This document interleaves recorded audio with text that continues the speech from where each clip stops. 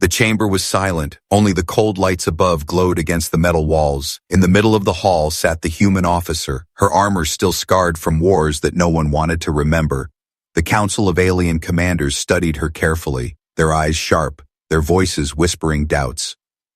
"She is too young," one of them hissed, his scaled hands tapping against the table. "How did she earn a rank so high?" Another voice followed, deeper and filled with suspicion. "No record shows her rise, no family of influence, no special bloodline, yet here she sits with authority over fleets that even our own heirs cannot command." The human officer did not speak. She kept her face calm, her eyes steady, her scars visible beneath the broken edges of her armor. Silence became her answer, but the silence made them more restless. The whispers grew, like insects crawling across the room. Some claimed she was given the rank out of pity.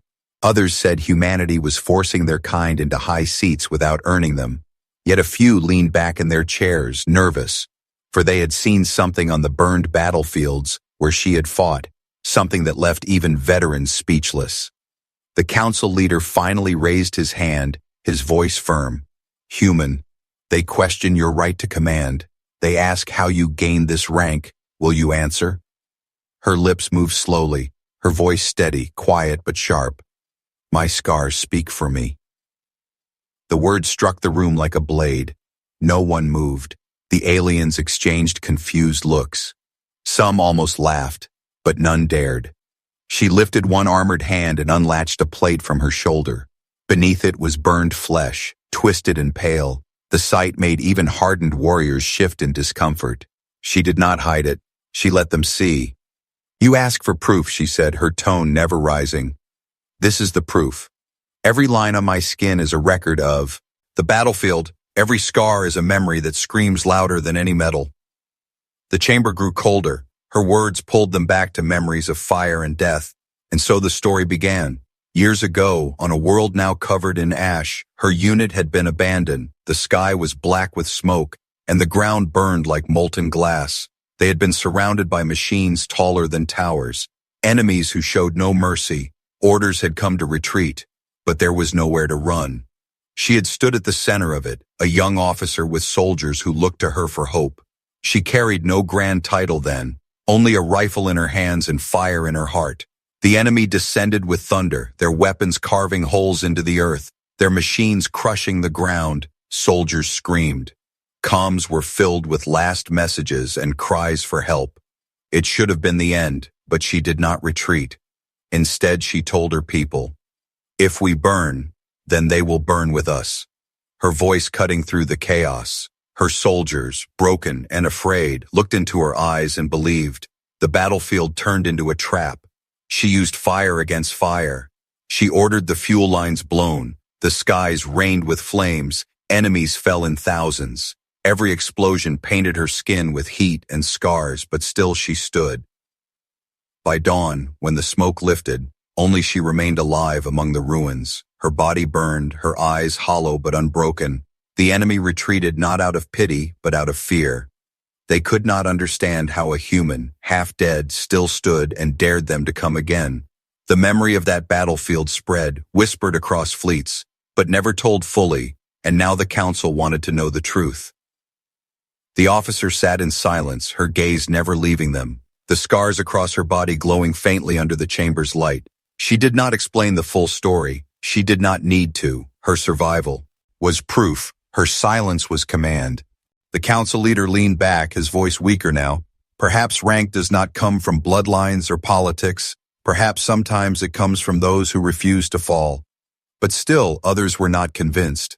Their pride would not allow them to bow so easily. Whispers grew again, promises of challenge and demands for answers, yet behind every whisper was fear, for those who had seen the battlefield knew the truth.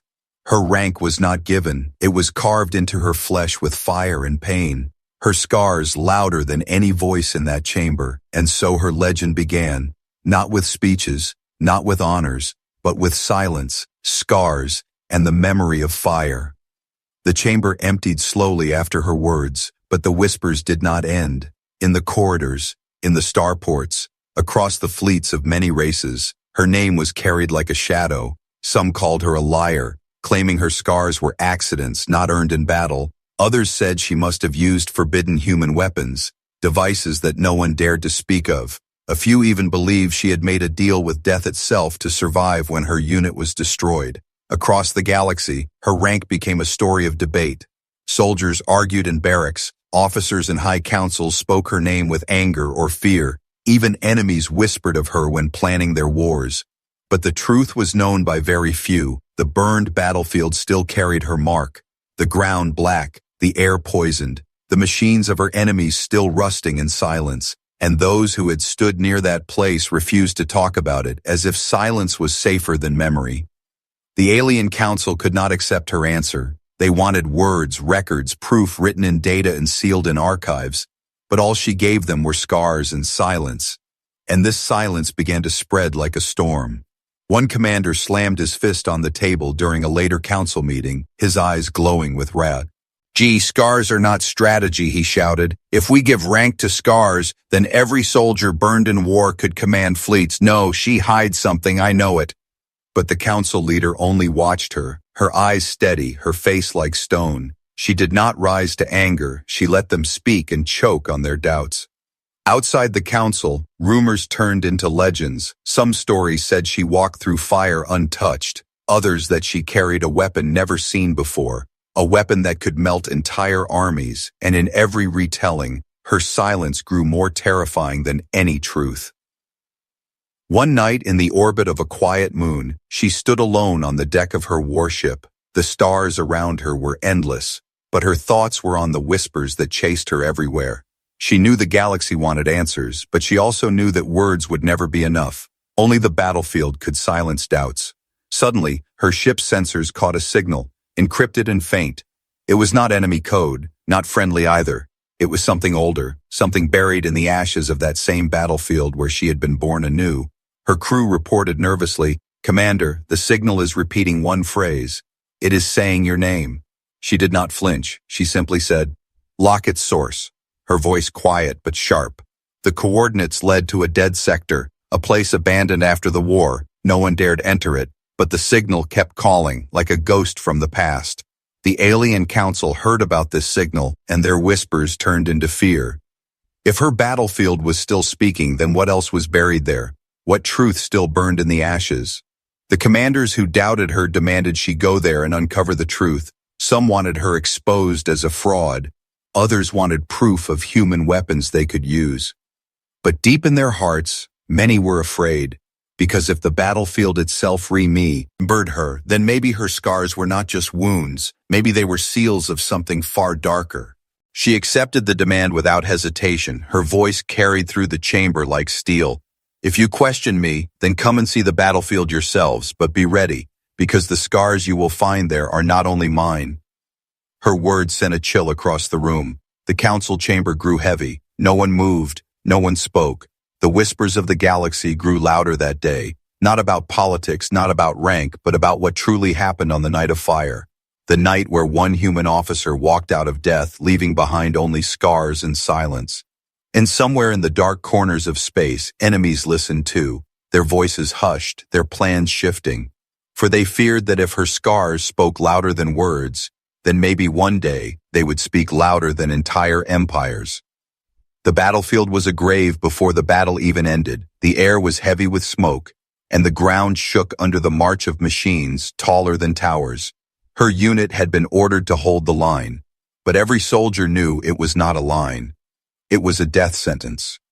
The sky burned with red light as enemy ships rained fire down. Walls of flame cut across the land. Men and women screamed into broken comms, their voices lost in static. The retreat signal came again and again, but the path behind them was already ash. There was no escape.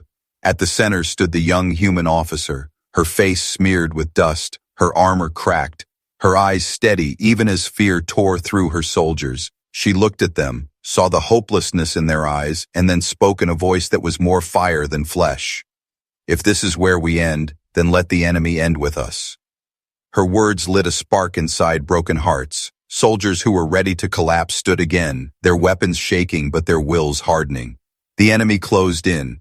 thousands of war machines grinding forward, claws and cannons tearing the earth. The sound was endless, like the beating heart of death itself. She studied the battlefield, every shadow, every fuel line, every hidden charge. In her mind, the land was no longer ruin. It was a trap waiting to be set. "Burn the fuel lines," she ordered, her voice sharp. "When they step closer, light the sky." Her soldiers obeyed, even as shells exploded around them. They ran through fire to plant charges, dragging wounded comrades, refusing to give up. The first line of enemy machines entered the kill zone, their metal feet crushing the black soil. Then her voice rang through the comms. "Now!" The ground erupted. Towers of fire rose like angry gods. Machines toppled and screamed with grinding metal, their shadows swallowed by flames. The night became brighter than day. Her soldiers cheered, but the cheer died quickly because more enemies came. Endless waves. Fire was not enough. She did not flinch. Every scar on her future skin was born in those moments. She moved through the fire like it was part of her, dragging men out of collapsing bunkers, shooting with one hand while planting charges with the other. The battle raged for hours. Time lost meaning. Only fire, screams, and the smell of burning iron remained.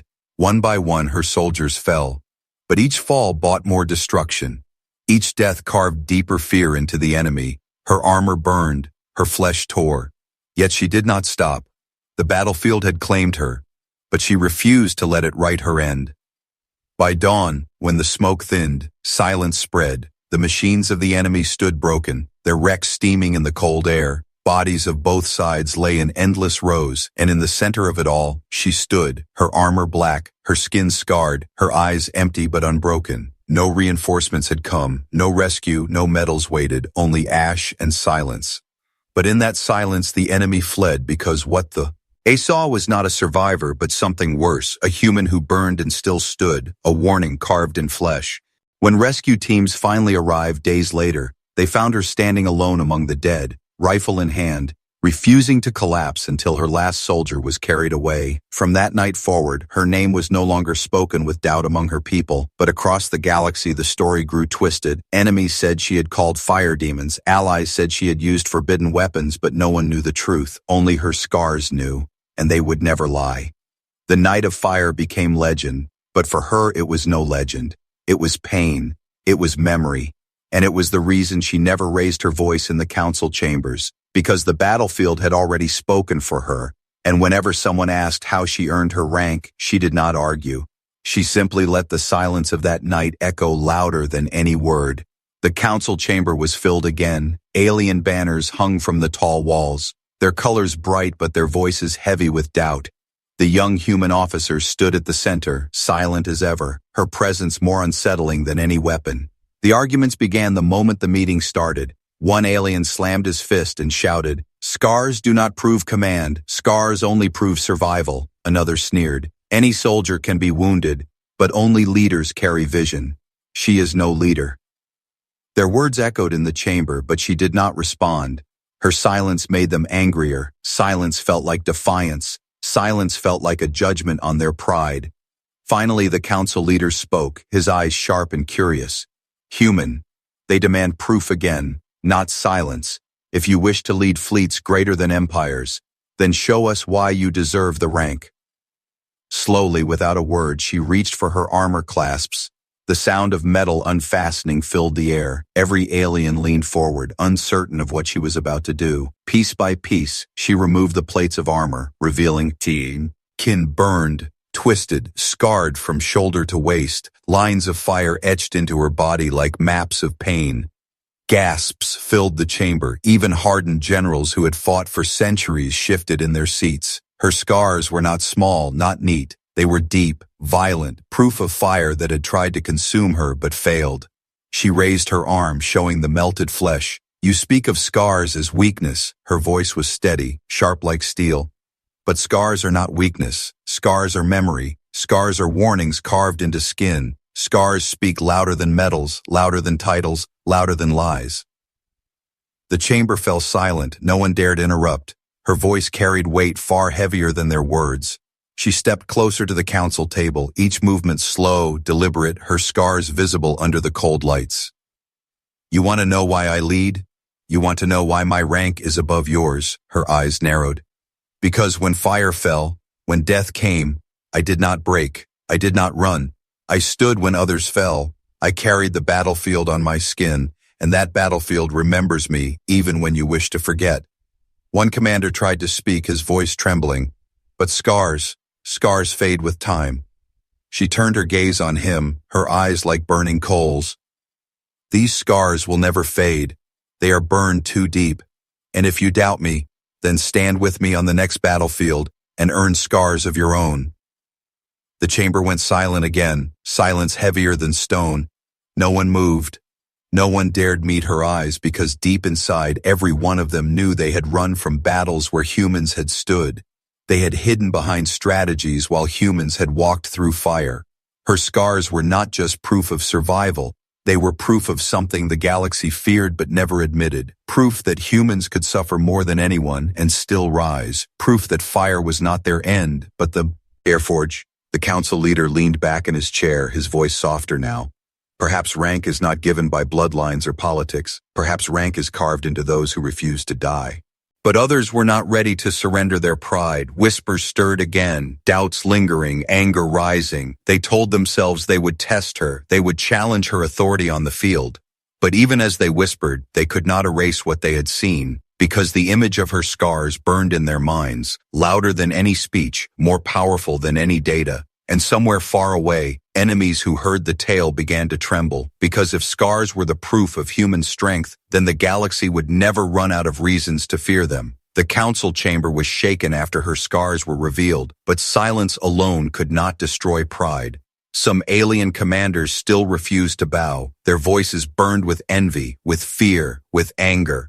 One commander rose from his seat, his armor shining with symbols of countless campaigns, his voice sharp as a blade. Scars do not prove strategy. Survival is not leadership. If you claim your rank, then prove it. Prove it in the only way that matters, not with silence, not with skin, but with war. The room stirred. Some gasped, others whispered. The challenge was open, and once spoken, it could not be taken back. The human officer did not flinch, her eyes locked on him, calm but unyielding. Then test me, she said, her voice steady. Call your fleets, bring your soldiers, and I will show you why my scars are not just wounds but maps.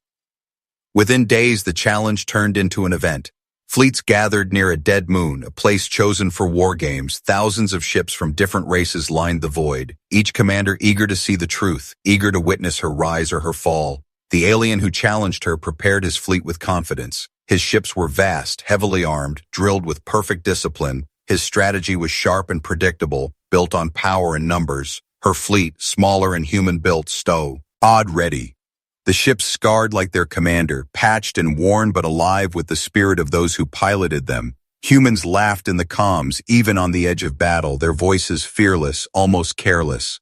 When the exercise began, the alien commander launched a crushing wave of fire. His fleets moved like a single blade, every formation flawless, every strike heavy. He was certain she would crumble under pressure, but she did not fight where he wanted. She moved her ships through shadows, hiding in wreckage, turning debris into shields. Her strategy was not clean, it was not perfect. It was human, unpredictable, dangerous, alive. Her ships darted into blind spots, striking with sudden fire, then vanishing into silence. They laughed even as alarms rang in their decks. They improvised when systems failed, turning broken weapons into traps. The alien commander grew frustrated. His perfect lines began to break. Every time he thought he cornered her, she slipped away, leaving fire behind. Then came the moment that silenced every fleet. She ordered her ships into the center of the enemy formation, a place no one dared go, a place that meant certain destruction. Her officers hesitated. "Commander, it is suicide." But she only said, "Scars are born in fire. Follow me." Her fleet moved in, weaving through enemy ships with reckless courage. Explosions lit the void, her smaller ships striking like knives in the dark, cutting the larger vessels apart from the inside. The alien commander's formations shattered, his soldiers panicked, his perfect strategy crumbled under chaos. Because humans did not fear chaos, they thrived in it. They laughed while dying, they improvised while burning. They turned desperation into victory. When the war game ended, silence filled the void. Her fleet stood battered but unbroken. His fleet was in ruins. The council watched in shock, their doubts burning away in the flames of her tactics. One by one, they realized that her scars were not her only proof. Her mind was sharper than their traditions, her courage stronger than their discipline. The alien commander who challenged her fell silent, his pride broken, his voice small when he finally spoke. You should not have survived this battle. She looked at him through the comms, her face calm, her eyes cold. That is what they said the night of fire, and yet here I stand. The galaxy trembled because the exercise was no longer a game. It was a warning, a reminder that humans were not like the rest, that they fought with fire in their blood, scars in their skin, and madness in their laughter. And somewhere beyond the borders of known space, true enemies listened, their eyes narrowing, their voices hushed, for they now feared not just the scars of one human, but the fire that lived in all of them. The war games ended, but the silence that followed did not bring peace. Across the galaxy, her name was spoken with awe and fear. Her scars had silenced doubts. Her strategy had crushed pride, yet whispers grew louder, because power always calls enemies from the shadows, beyond the borders of the council's maps, in the black void where old empires hid. A signal stirred. It was the voice of an enemy, long thought broken, the same empire that once left her unit to burn, the same army whose machines had turned her battlefield into fire. Their ships returned, not in small numbers, but in waves, black hulls covering the stars, their banners dripping with vengeance, their commanders swearing they would finish what they had failed to do. The galaxy trembled, council chambers filled with panic, voices rose in fear.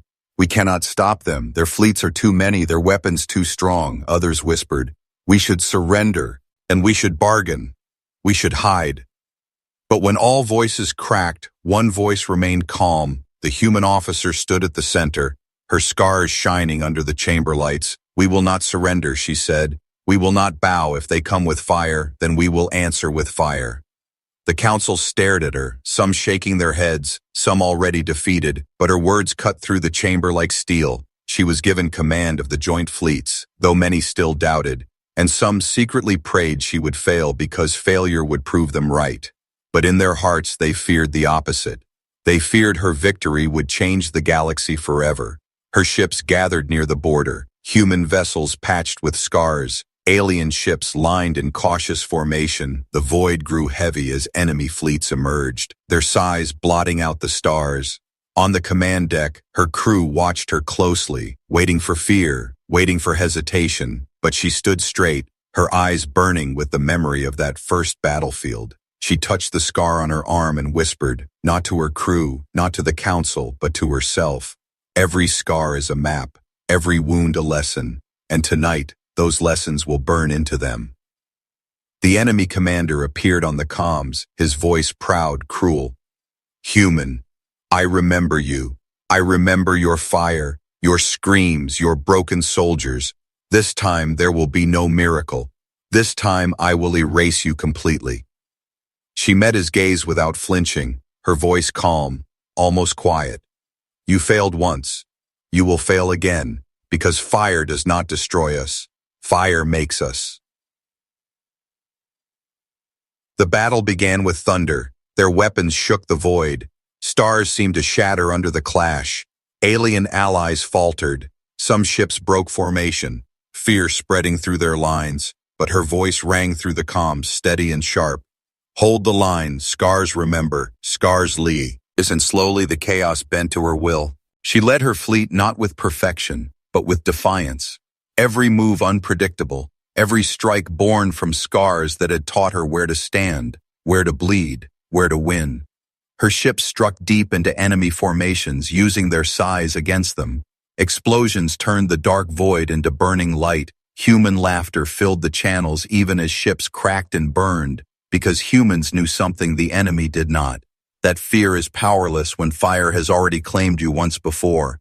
The enemy commander roared with fury, his perfect fleets breaking, his power unraveling, and in that chaos he saw her ship, still standing, still scarred but unbroken. For the first time his voice trembled. "You should have died that night. You were supposed to die."